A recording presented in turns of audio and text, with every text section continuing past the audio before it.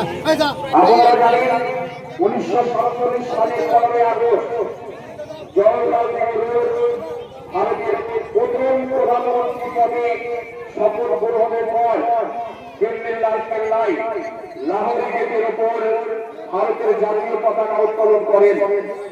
এরপর থেকেই প্রতি বছর স্বাধীনতা দিবস উপলক্ষে ভারতবর্ষের সারা আনাচে কানাচে জাতীয় পতাকা উত্তোলন হয়।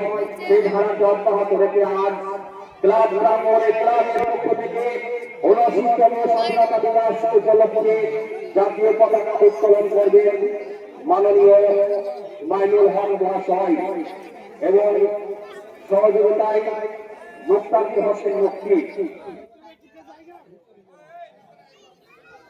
সকলে ভিতরে চলে আসুন।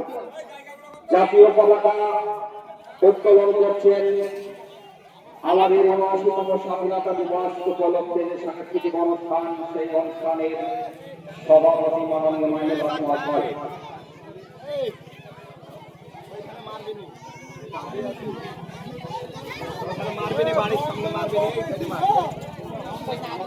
জয় ভারত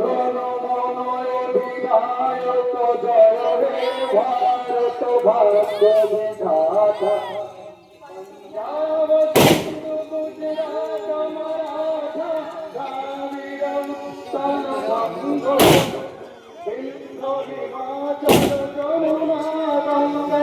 উজ্জ্বল